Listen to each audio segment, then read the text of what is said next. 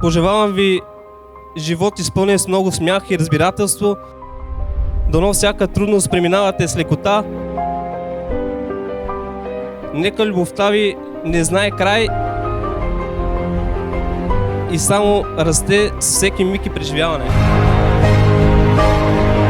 А когато след години ви попитат как запазихте любовта ви толкова чиста и непокътната, да кажете с много смях и компромиси и малко помощ от кума. Искам да дигна на здраве, всички да се изправим и да ви чуя силно горчиво.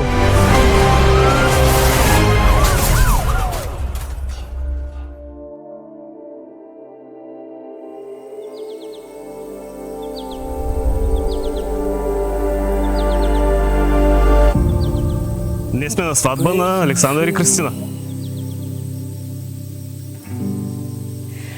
Да започнат вече да разширяват семейството след днеска и всичко, което се пожелаят да им се сбъдне.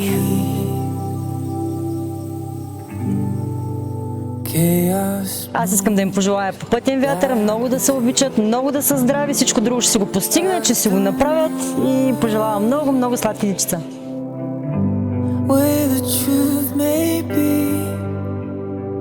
Да са все така сплотени, да са опора един на друг, да не забравят защо са заедно и какво ги е събрало. И въпреки, че трудностите, които са неизбежни и ще им се случат, да не спират да вярват, че следва все по-хубаво след това.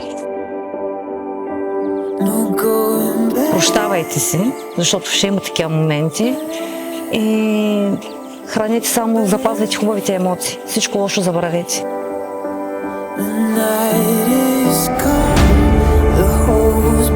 Дано да празнуват сребърна, живот и здраве, златна сватба заедно.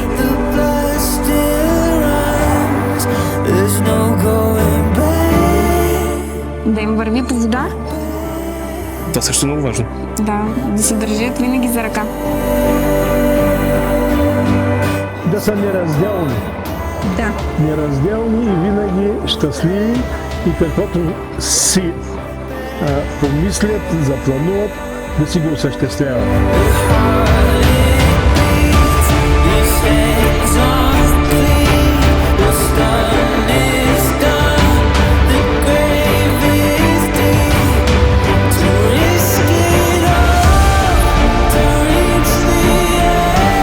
Точно този ден, точно тези мигове, в които са си казали да и са приели другия не за даденост, а по избор и да са с него до живот.